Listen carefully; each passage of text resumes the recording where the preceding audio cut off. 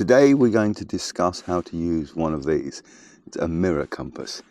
To start with, let's just get rid of one very common myth, which you can see all over the internet. So many people saying it. Mirror compasses are more accurate than standard baseplate compasses. Is this true? No. Mechanically, they're exactly the same. They've got the same needle, the same bezel, the same dial, the same level of precision. Now, I may be wrong about this, but I think what some of these people actually mean is that adding a mirror to a baseplate compass can actually make it easier to use accurately, especially if you're less experienced. Because the mirror lets you sight the target and read the bearing at the same time, it reduces small user errors. It doesn't change the accuracy, regardless of what anybody tells you. They're identical. A baseplate and a mirror compass, the accuracy is identical, but it can help you to be more precise. And in some situations, reducing small errors is really important. I'll give you an example. Let's say that you're taking a bearing from something 3 kilometers away and you start walking towards it. If you're only 5 degrees out, you could end up missing your target by 250 meters. But if you're only walking 300 meters, that same 5-degree error, it'll only put you off by 25 meters. So you'll still end up roughly where you wanted to go. So if you're using a compass over longer distances, having something that helps you take cleaner bearings, it can make a big difference. But let's face it, most people in most situations, you can use either type, whichever one you've got. It's also worth noting that a mirror compass normally costs around 30% more. So the purchase cost has to be considered. Anyway, let's get on with it. Most mirror compasses have 3 main sections. They have the base plate, and they have the bezel and the dial, and they have the mirror. So we'll start by looking at the base plate. Oh, it's called a base plate, by the way, as everything on this compass is either attached to, stamped onto, or printed, or anything. It's all based on this clear acrylic plastic sheet. So it acts as a base for everything else, and that's why it's called a base plate. First thing we can see at the top of the base plate is the lanyard attachment point, which is just a strong point where you attach your lanyard so you don't lose your compass. It's very simple. Underneath that is a hole where the lanyard actually passes through. What you may not notice is that in that hole there is a small lip, and that is designed to work in conjunction with this extension on the top of the housing. So when you close the compass, it stays closed. On the Suunto models, they have a slightly different system in that they have 2 little raised sections here, and there is 2 small concave indentations in the top of the inside of the housing. So when the Suunto clicks, it stays closed. I did say that I was going to go through every single part on the compass. Not many people would. Anyway, anyway, below that we have a 1 to 25,000 Roma. That's for used with maps of a 1 to 25,000 scale. You can use it to measure distances. As an example, put your Roma onto your map and then just measure from one point to the next, and that'll you'll be able to use that up to 1 kilometer distance. You can also use Romas for taking grid references and UTM coordinates. All you do is locate something on a map that you want to find. Let's have a look. Let's say the bottom end of Malum Tarn, and put the top right hand corner of the Roma onto whatever it is you're interested in, and then you look up, and that's in square 89. What's that? 66. So it's somewhere in 8966. Now, where those 2 lines, the vertical and horizontal, I'm not going to use the word eastings and northing, keep everything simple. So where the vertical line crosses the Roma, that is the second part of your UTM or your grid reference. So that would be 89.4, and the next part where the horizontal line crosses the Roma, that would be 66.2. So Romas are really useful. You can use them for lots of things. Underneath the Roma, we have a 1:24 map. A 1:24 rule, a measurement. It's only a straight line. That'd be very useful on USGS maps, American maps, who use 1:24 scale.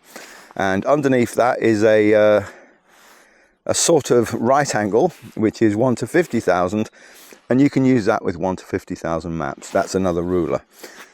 Did you notice that I called the 1:25 marks, I called that a Roma, and I call the 1:24 and the 1:50 marks, I call those rulers or rules, because that's what they are. I know, and regardless of what you read on any compass manufacturers' websites, that's what they are, and they're not Romas. The reason for that is a Roma, you have to be able to divide a map square into 100, sort of 10 across, 10 up, and you can do that with the 1:25. But you can't do it with a 1:24, obviously, because there's only a single line. And for some reason, the 1:50, because of where it's positioned, you can't use that either. And also, it's printed back to front. I'm not sure why Silva have done this, because literally, if they moved it just a few millimeters across leftwards and reversed it, you could actually use that as a 1:50,000 Roma. But as it is, you can't, so it just becomes a ruler. That's it. So next thing on the compass, we have a small magnifying area which we would use for looking at tiny features and contour lines on a map. Now, running down the side of it, we have an imperial ruler here, which is, once again, is very useful if you're using American style maps, like the 1:63,360 scale, which is 1 inch equals a mile, or the 1:24,000 scale, which is where 1 inch equals 2,000 feet. On the other side of the base plate is a metric ruler. Once again, this is also very useful for any metric maps. Don't forget that on any metric map of any scale, 1 millimeter equals the scale. So in other words, if you use this section to measure a certain number of millimeters, each millimeter equals that scale. So if it's a 1:25 map, each millimeter is 25 meters. A 1:40 map, each millimeter is 40 meters, etc., etc. So it's quite simple. On the back of the compass, on the back of the base plate, you have some little rubber risers. These are for lifting the compass slightly off the map, and it stops it sliding around if, in wet conditions. It stops your compass from sliding all over the place. And last but not least, on this compass, what we have is we've got 3 luminous marks. We have one here, and one here. The one at the bottom of the dial, the bezel, is you can call it, some people call it a back azimuth or a back bearing mark. The one at the top, just below the mirror, that's your index point, and you have another little luminous mark actually in a small notch on the hinge. I'll go through how that works later on. So that is everything there is. So I know somebody will say it, so I'm going to say, and there's also a Silva logo. So every single thing that's on this base plate, we've now gone through. So now let's go through the bezel and the dial. Oh, the bezel, by the way, is the outer ring which rotates. Okay, inside the bezel is the dial. People sometimes get those confused. So the bezel is the outer ring, and inside this protective plastic cover is the dial with lots of lines and things on it. That's the best way of putting it. So now, around the edge of the bezel, you've got numbers. These are your bearings. So if somebody says go on a bearing of 1, 2, 3, you rotate the bezel until 1, 2, 3 is next to the index mark, and so that's what the numbers are. Okay.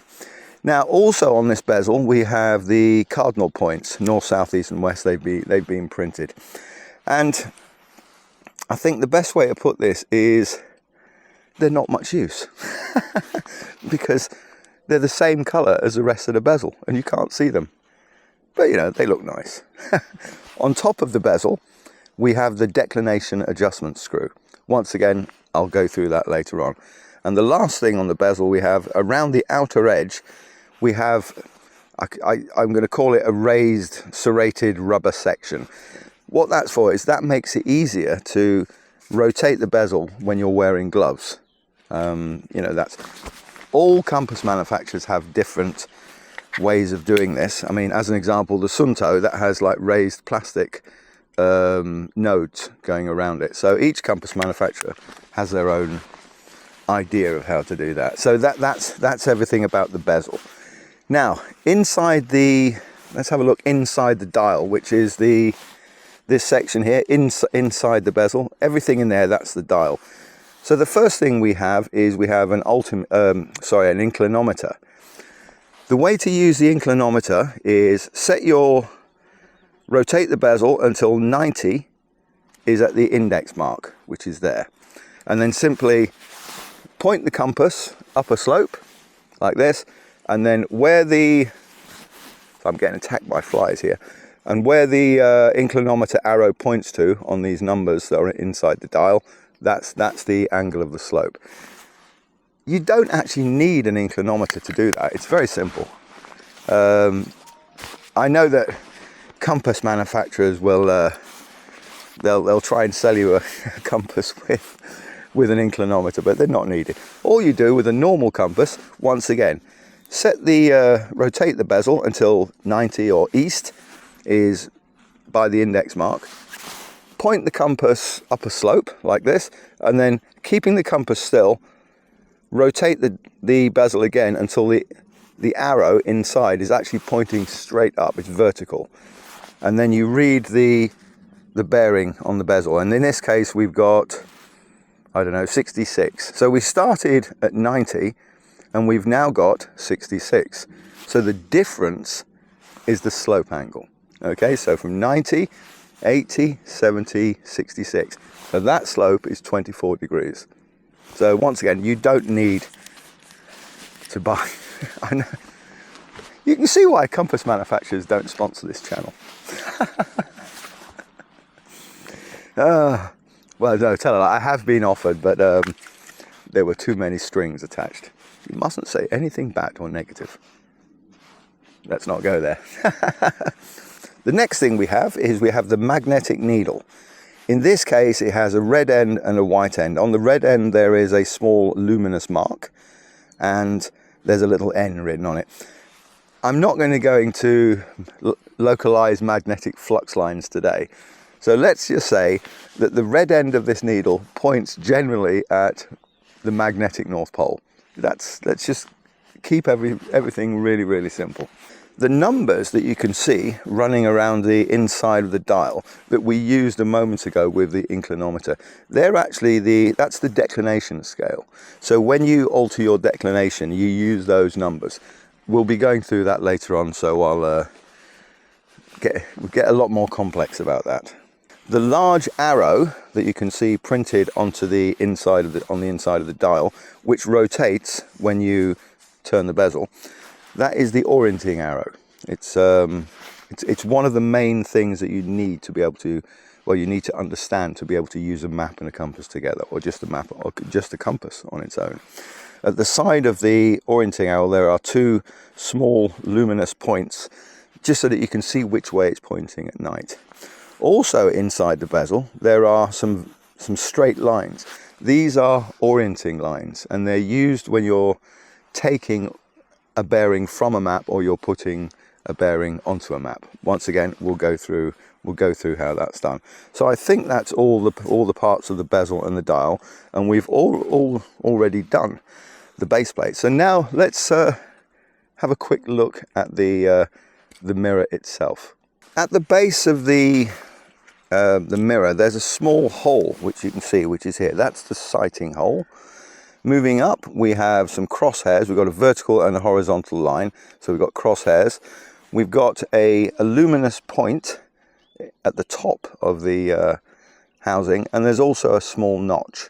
Although the luminous point, taking sighted bearings in the dark, even with a luminous point, well, good luck with that. Now, I'll just go through this because it's one thing that does confuse people. I'll hold this up so hopefully you can see it. I'll bring it forward.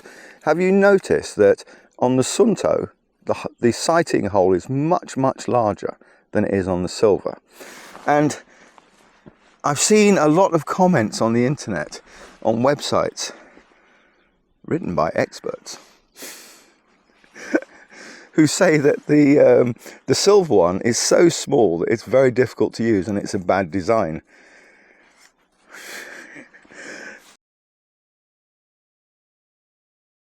The reason for that is quite simple. With a Suunto, what you do is you hold it up, and you can either use the notch or you can look through the sighting hole. You then lower the compass and take your bearing. I'll go through how to do that later on. But that's not how the Silva is designed. The Silva, as I said, has some crosshairs. Those crosshairs are the reason that the sighting hole is so small. Now, the way you use this is you hold it up like this, and you ensure that the crosshairs are directly over the center of the magnetic needle. Okay? If you can see something through the sighting hole, fine. You're supposed to use the notch on the Silva one, and so you can lower it down, and then all you do is you adjust the mirror up. That keeps the exact angle that you need to be able to take your bearing. If you lift the mirror higher, then you lower. Once again, the crosshairs are over the center of the dial. I've not actually seen one single website or video of anyone explaining how to use the crosshairs on a Silva compass. But I have every confidence that very, very soon, now that I've said that, it will appear on a very well-known American YouTube channel. I don't know, anyway, let's go. So that's all 27 things that I can find on this compass. As I said, I'll put a list on a PDF, and I'll put it onto my website so that you can download it. Once you've downloaded it, if you notice that I've missed anything, as I keep saying, let me know, because I like to learn. So we've done all this. Now let's actually start to use this compass to navigate. I've been using this Silva mirror compass, but other compasses, you know, from different companies, they'll have different features. As an example, on this Suunto compass, on the side of the mirror housing, there are lots of lines and numbers. These are, what are they called? Gradient guides. As an example, this one says H equals 20 meters 1 to 25,000. You know, all that means is if you place the lines on a map next to the contour lines, if the map is 1 to 25,000 scale and the map contours are 20 meters apart, then looking at the degrees shown on your compass housing, you'll be able to tell how steep that slope is. You know, that's useful in some cases. So all mirror compasses have different features, but you know, let's be honest about this. They're all basically the same. So with this said, let's now look at how to actually use them. Today we're going to walk to something that you can see on the ground. We're going to walk to a point on a map. We're going to identify a ground feature on a map, find your location, and also adjust for local declination. There are lots of other things you can do with mirror compasses, but once you're confident in those 5 skills, you'll be able to use a mirror compass to navigate effectively in most situations. Okay, so we've identified everything, and now let's actually use it. One of the fundamental skills in navigation is being able to follow a compass bearing. In other words, you need to be able to walk in a specific direction until you arrive at your destination. And to do this, the first thing you're going to need to know is, what direction am I going to walk in? You know, which way am I supposed to go? And to work this out, what we'll do is we'll use our compass. So start by opening the compass and lift the mirror to around 45 degrees. And holding the compass level so that the magnetic needle can spin freely, all you're going to do is point your compass at your destination and then you should be able to see the target either through the notch at the top or through the sighting hole if you're using a Suunto compass. If you're using a Silva compass, I would suggest using the notch at the top. If you can't see the target, just lower your compass and then realign the crosshairs to the center of the magnetic needle. Next, you rotate the bezel with your other hand, so you're holding it with one hand. It doesn't matter which hand you use, depends on left hand or right hand. So just rotate the bezel until the orienting arrow is directly underneath the magnetic needle. Try and get this as precise as you can. The more precise you are by doing that, the better the bearing will be, the more exact. Let's say that you've got an example of, you can see you've got a bearing of 123 degrees. In this case, because you're taking a bearing with your compass and you're going to follow that bearing with your compass, there's no need to make any adjustments for declination because you're going from magnetic to magnetic, or mag to mag, as they used to say. If you can see the ground all the way to your destination, that's really simple. Just check your bearing and off you go. But let's be honest, that hardly ever happens. There's trees, there's dips in the land, there's rivers that you have to go over, there's impassable terrain. So in the real world, terrain just gets in the way. So the trick is to break your journey down into legs. A leg is just a section of an overall route. And with a standard baseplate compass, what you do is you would hold it at chest height and you would look for something along your bearing, and a tree or a rock or something noticeable, and then you walk to that. But with a mirror compass, you can be more precise. Hold the compass, as I said, so it's like this at 45 degrees, and then sight something. So don't forget, the orienting arrow needs to be directly below the magnetic needle, and then sight something along your bearing and then walk to that. And then when you arrive at whatever it is you're walking to, sight something else directly along the bearing and then walk to that. And you keep doing that, leapfrogging all the way along until you get to your destination. Now, here's a very important point. When you're following a bearing, in this way, small errors, they compound, they get bigger. So if you make a mistake, it's a problem. So the trick is to try and, do it as best as you can. So really take care to sight something along your bearing and then walk to that. Don't take a bearing that sighted bearing to something that you can't reach. So don't sort of look onto the horizon and say, I'm going to walk to, in that direction, and keep your eye, because if you go down it, if you lose sight of the horizon, then you're going to come off your bearing and you'll most likely miss your destination. I'll show you what I mean. Let's say that I want to navigate to that rock. I know. It's an instruction video, so you have to give me a break.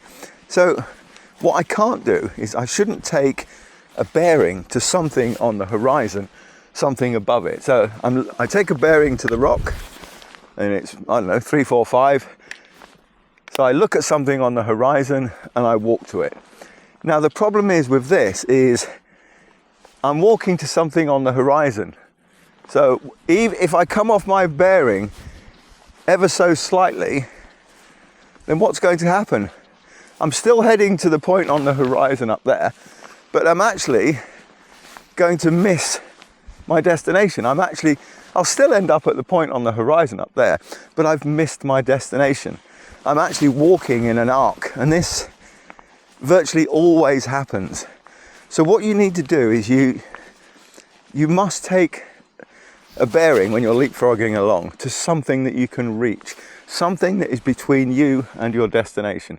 And yes, I know the rock. Come on, it's just an example for a video. So let's have a look. So here I am. I take my bearing, 3, 4, 5, and I can see this tuft of light grass in front of me. So I'll walk to the tuft of light grass and I get here. I take my bearing again, 3, 4, 5, And I keep doing that until I arrive at the destination. Now, the beauty of doing this is, if you remember, I said that there was a back azimuth mark or a back bearing mark. You can use that if you want, but the easiest thing to do, you know, have you heard the expression red in the shed? This is when you line up the orienting arrow directly underneath the magnetic needle. So it's red in the shed. But what you can do is you can also use white in the shed. So I've started from here. I'm heading to that tuft of grass there on my bearing of 345 or whatever. And here we go. And for some reason, I missed it. I didn't arrive at my point. Now, there's a number of options of getting back on the bearing. The most obvious is go back to where you started and do it again. This time, don't make any mistakes. Another alternative, point your compass, sighted bearing, at the place you started from, your last known location. And if it's 345, let's have a look. I'll set my compass on 345. Should have done this to start with, shouldn't I? 3, 4, 5, there we go. So my back bearing is there. So instead of now putting red in the shed, I point my compass at my last known location and I just move across or this way, and I just keep going back until the white end of the needle goes directly above the orienting arrow. So it's white in the shed. There you go. So I keep moving along and I'm now back on my bearing. And from here, if I can get to my destination, then I'll go to it. If not, I'll pick something else. And they just, the only thing I can see is a large cow poo. So I'll go to, oh dear. Anyway, I really do need a script for these and I wouldn't have to come up with stuff like that. So from here, yes, now I can reach my destination. So the trick is, you know, follow your bearing and do it carefully. That's the main thing. Now, it all sounds really easy, but everybody makes mistakes, you know, and if we're walking to a specific tree or a boulder or something else, you may even forget which tree or boulder it is. So using this white in the shed method, it really does work. Now, this all assumes that you can actually see. You know, you're using your compass, you're navigating along and everything's fine. But what happens if it's foggy or it's nighttime or heavy falling in this area, really strong rain that's coming straight in your face? It's the weather just is. It's not something to complain about, it just is. So what we need to do is we need a system where we can actually navigate in those sort of conditions using our mirror compass. And I don't know how to put it politely, there isn't much a compass will do to help you in a situation like that. What you need to do is you need to be able to read a map. I always say to the people on the gold level courses, the advanced courses, there should be no surprises. You should know what you're going to be walking through. What is the terrain? Is it uphill, downhill? Do you turn left or right here? Is there a wall? You should know what is all the way along your route. There should be no surprises. But this type of situational awareness doesn't come from watching YouTube videos. Yeah, I know, I'm not supposed to say that, but it really doesn't. What you need to do is you need to go out with a map and practice. And it's, you know, use your compass, but every now and again, get your map out and say, from here, you know, I'm going to walk this many hundreds of meters. What exactly is going to be along this leg? Where am I heading to? How far is it? How long is it going to take me? You know, what am I going to see along the way? We're back into the 5 Ds, aren't we? The 5 Ds is a military system. I've done a video about it. I'll put the link in the description box. But the main thing about this little waffle is the fundamental skill of being able to follow a compass bearing. Using a mirror compass, it will make it more precise and somewhat easier, but you still need to go out and practice. Get your compass out, take your bearing, follow it, blah, blah, blah, keep walking. Okay, so following a bearing, very important. So now we know how to navigate to a point that you can actually see. But most of the time in the real world, you're not actually going to be able to see all the way to your destination.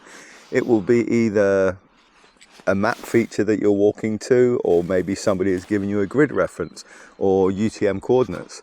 So to take a bearing from a map using a mirror compass is exactly the same as using a standard baseplate compass, because you don't use the mirror, so it really is the same.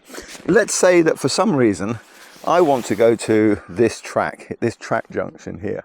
All I do is, I know where my location is and I want to go to the track junction, so all I do, put the compass on the map so that the edge is running through my location and also the point that I'm heading for, the destination.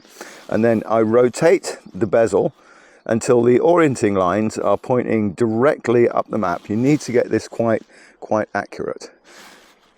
A little trick, by the way, for this is the vertical lines on the map. You can actually, if you look through the middle of the dial, you'll be able to see the vertical lines. So you can use those to make sure that your orienting lines are parallel. There you go, a free tip there. Now, just one point, the map doesn't need orienting.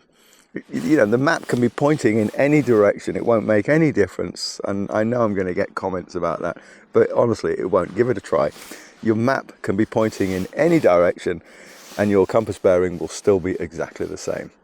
So keeping the edge touching the start point, your location, and the destination, simply rotate the bezel until the orienting lines are pointing straight up the map, and then we're going to look just below the index point, the index mark on the bezel. We can actually read our compass bearing, and that's the direction that we're going to follow. So it's just a matter of following it as we did in the last section. So, you know, you sight towards something along the bearing, go to it, sight again to something else, and you keep doing that until you get to your final destination. Just one quick point about following a map bearing.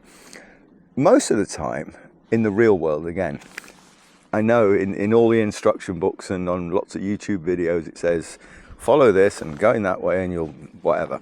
But in the real world, things aren't as simple as that.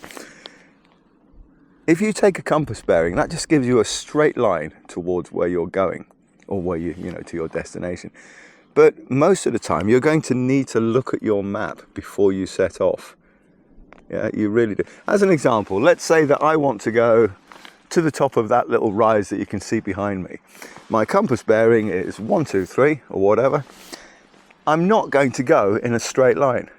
I'm not going to go up to the bottom of that crag or the small cliff and climb up it and then carry on. I'm actually going to go round it in either that direction, or I'm going to look at my map first and work out a way to get to where I want to go. So even though my compass bearing tells me I need to go in that direction to get to my, you know, where I want to go to, after looking at my map, I may say that, oh, hang on a minute, I need to go in that direction for a certain distance, and then change my bearing for a certain distance and change it again. So it's all, don't forget, a compass is not a standalone instrument. It's part of the navigation strategies that you'll use. So, but that all comes down to map reading skills, and today we're just concentrating on how to use a mirror compass. In the last section, we imagined that we wanted to walk from our location to a point that we'd identified on a map. Obviously, to do this, we need to know what our location is, you know, where we are, because you can't follow a bearing unless you know what the starting point is. There really are many, many ways to find out where you are on the map, but today we'll just stick to two of the most common and the simplest ones. So the first one would be if you're on a linear feature, like this track. A linear feature, by the way, it's something that forms a line on a map, so you can walk along it or parallel to it, like a wall or a track or a stream or anything that's a line on a map is a linear feature. The second method would be if you're out in the open countryside you know, you'll normally have a rough idea where you are. I think I'm somewhere around here, but there's nothing to actually tell you exactly where you are. So let's look at the first option first. You're on a linear feature. Well, I am. As you can see, I'm on this track. In this case, I don't know whereabouts I am on the track. I know I'm on the track, but this track, believe it, this one goes from down there and it actually goes over 5 miles. So I need to know whereabouts I am on the track. You know, it's quite important. So the way I do this is, let's say that I can see a hill or a wall junction or something noticeable in the distance, and I can identify that on my map. All I do, use my compass, take a bearing to the feature. So I've got my bearing to the feature, and that's it. So I've got my bearing. Let's say that my bearing is 1, 2, 3. Now, before we do anything else, in most areas of the world, you're going to need to adjust your compass for magnetic declination. But in this area, there's virtually no declination, so I won't bother, you know, but we'll go through how to deal with declination later.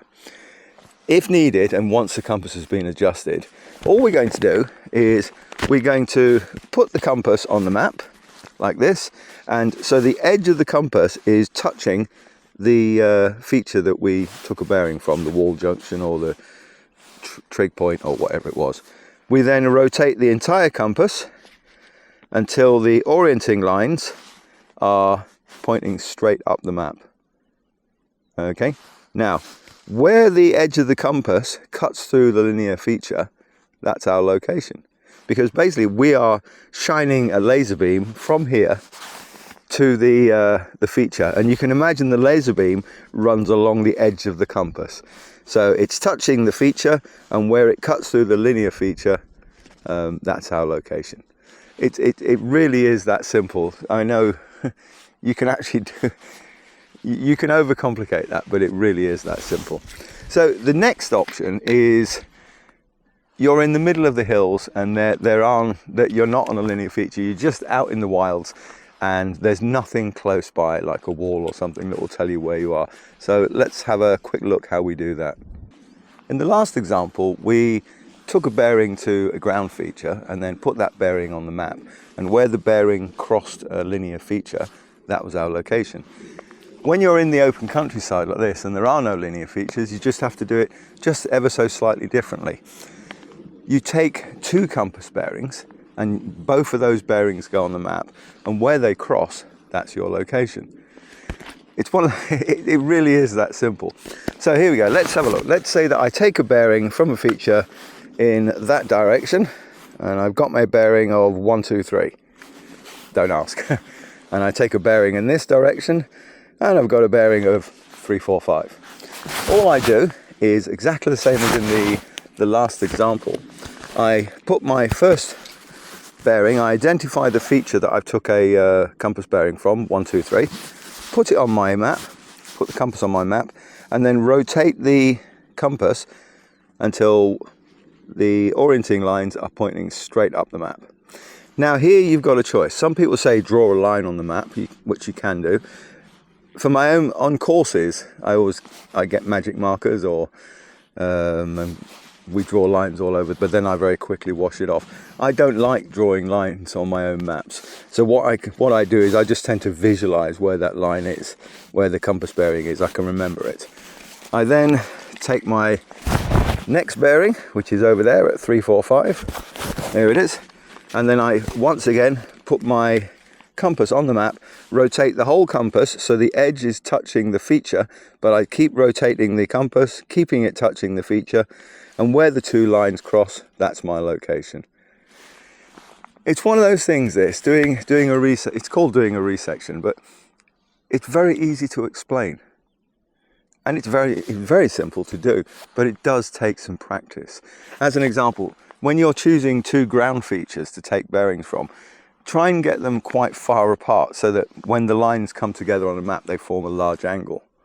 It doesn't have to be exactly 90 degrees like I've seen on one website. It has to be exactly 90. No, it doesn't. They just have to be quite far apart. Don't take 2 features in that, because the line will be difficult to see the cross. It's one of those things you need to go out and practice it. Just go outside, into the countryside, into the hills, and actually practice doing this, and then check, see if you actually are in the place where your bearings say you are. It's the same doing a resection. It's very similar to what sailors do. Sailors do a triangulation. We do resections, they do triangulations. The main difference is with a triangulation, they will take 3 compass bearings. The reason for this is they take a bearing. Remember, they're on a boat, and that boat is probably moving in the breeze or the tide, or I don't know anything at all about boats, but boats move. So they've took their bearing, and they'll take another bearing, and they'll draw it on a map. And by the time they've taken the 3rd bearing, the boat has moved. And so the lines don't cross on the map. What they do is they form a triangle, and you're somewhere within that triangle. Hence the name triangulation. Let's say that you want to identify a ground feature, something that you can see, and you want to know where it is on the map. It could be a forest, or it could be a wall junction, or a bridge, or a building, a hill, anything. But you want to know where it is. Now, this is slightly different from everything else we've done today, because up to now, you only need to be able to use a compass to do everything. But to be able to identify a ground feature on the map, you do need some basic map reading skills, because you need to know what that feature will look like. As an example, if it's a hill or a valley, you need to be able to recognize a hill or a valley using the contour lines. Or if it's a forest, you'll need to know your country's symbols for representing trees, or that sort of thing. So I can see behind me, I can see a hill. Can you see this hill behind me? I'll get out of the way. So you can see this hill behind me. Now I can already see something about that hill. I know lots about it just by looking at it. I can see that it's quite flat on the top. It drops down very steeply on the right-hand side as I'm looking at it. And it's not so steep on the other side. And there's a cliff facing me. Can you see that? There's also a very noticeable footpath that runs sort of halfway up the hill, and it's running straight across in front of me. So I already know quite a lot about that hill, and I've got a good idea of what it will look like on the map. So I can't just look around the map, you know, see it's somewhere here. I need to know exactly where it is. So all I'm going to do is I'm going to use my compass and take a compass bearing to the center of the hill, which is there. Let's raise it up. And I've got a bearing of 348. So now what I need to do is I need to adjust that bearing for any local declination, if there is any. Don't forget, if the declination is west, because I'm going from the compass to a map, then I need to subtract. If it's the declination is east, then I need to add. You know, we'll go through that more later on, but that's just for now. So let's put this bearing of 348 on my map, and let's see if we can identify that hill. The next thing I need to do is put my compass on the map like this, and it's still set on 348. I haven't changed this. Now I know that my location is I'm on Ingscar Crag, so I am exactly there. That's where I am at the moment. So all I do is I put the compass so it's touching where I am, and then without touching the bezel, I don't need to change the bezel at all. All I'm going to do is rotate the whole compass so it turns like this without touching the bezel. So I'm not going to adjust that. So I'm here on Ingscar Crag. So all I'm going to do is rotate the whole compass until the orienting lines, that's the straight lines inside the dial. So I'm going to rotate the whole compass, keeping it touching where I am, until the orienting lines are pointing straight up the map like that. Ensure that it's, you know, these things happen, so make sure that it's still running across where you are. So what I've actually done now is I've lined everything up with the map's grid, and now the edge of the compass, it's the same as if I'd shone a laser beam. Okay, the edge of the compass, think about it as a laser beam from where I'm standing straight up towards the hill. So the hill must be along this line somewhere. whatever is along that line lies in the same direction as the hill that I've just seen. So I know what I was looking for. It's the closest hill to me, so let's take the compass off. So it's basically, it's running in this direction here. That's where it's running. So there is Coombe Hill here, but that's not on my laser beam. Imagine it's a line there. So that's my line. So Coombe Hill is too far to the right, and Deanmore Hill, which is this one here, that's too far to the left.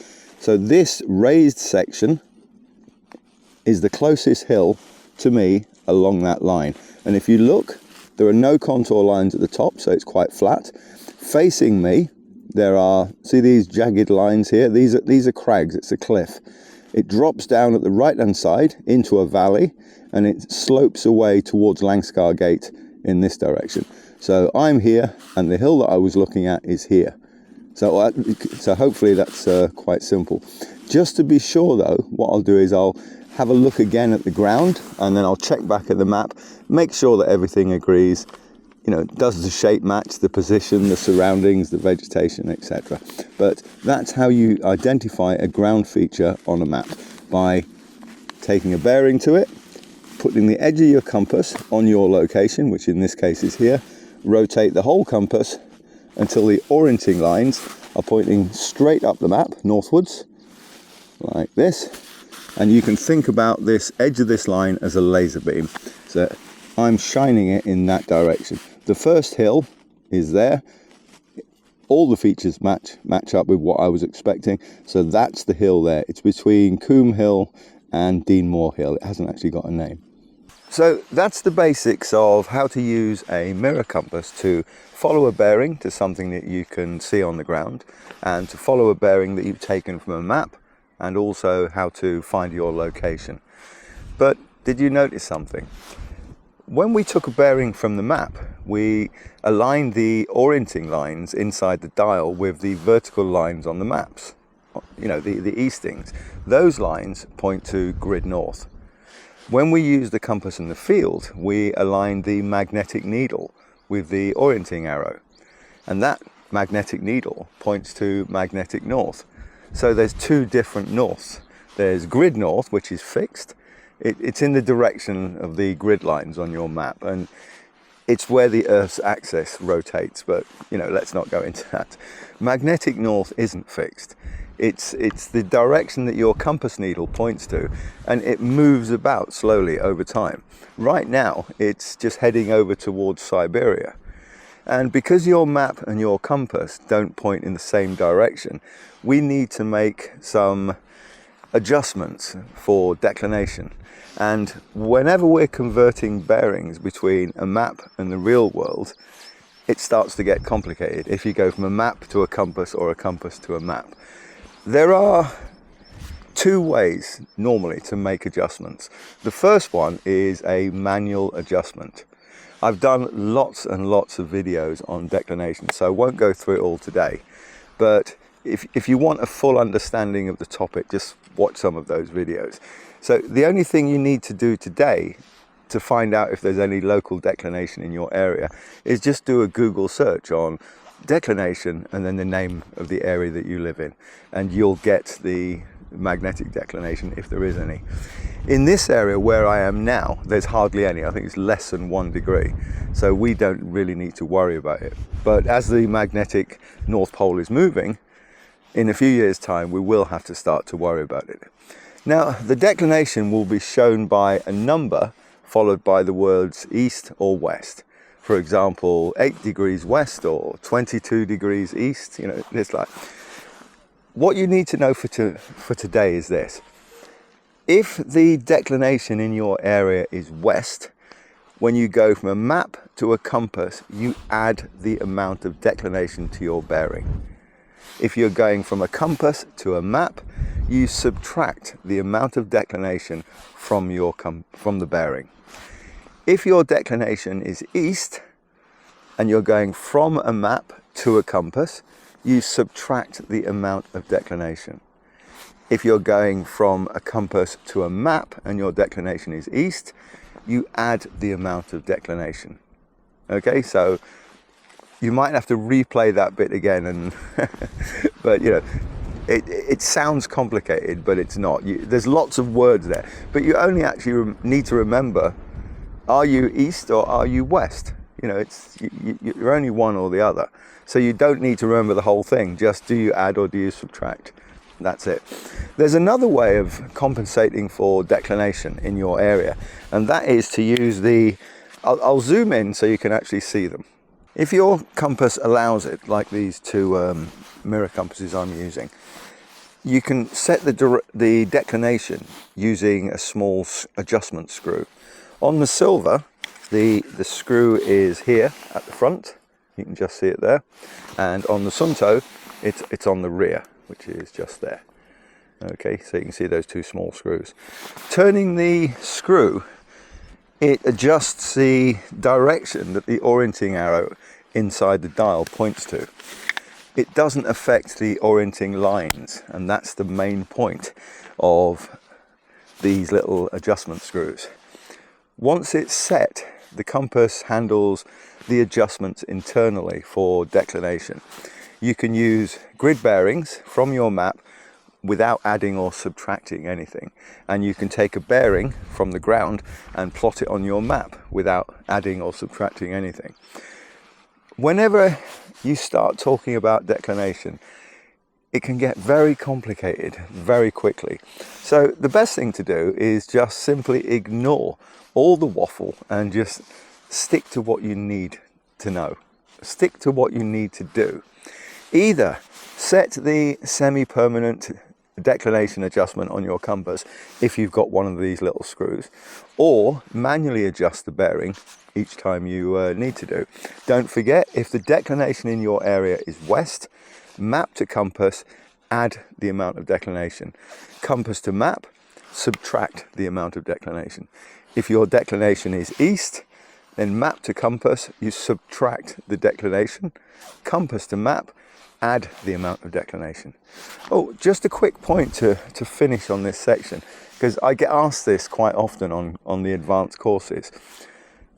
Why do we, when we use these types of compasses, why do we adjust the direction that the orienting arrow is pointing and not the orienting lines? You can think about it like this. Most of the time, not always, but most of the time, when you're using a compass, the needle should sit over the top of the orienting arrow. Okay, and basically you've all heard the expression red in the shed. So in simple terms, the needle and the arrow are all about direction, and the lines inside your compass dial, the orienting lines, they're all about the map. So don't forget, needle and arrow is about direction, the lines are about the map. When you change the direction that the arrow points, by adjusting the little screw and changing the declination, you're shifting the whole compass to match magnetic north. So the needle still sits inside the arrow, it's still red in the shed, but as you've adjusted the arrow, the needle, the way that your direction points, is going to be also adjusted. Have you got that? And this means that the compass is pointing in the right way, whether it's in your hand or it's on a map. So that's enough. Honestly, declination, you can go on for hours about declination. It'll hurt your head. It does mine. So that's the end of it. I hope you now understand how to use one of these mirror compasses. They are very simple to use. People, they actually do make navigating over long distances more precise. As I said at the start, they're definitely not more accurate than a standard baseplate compass, but they do make things easier. It makes precision becomes easier. I think that's a good way of putting it. So hopefully you've enjoyed this, and as always, thanks for watching.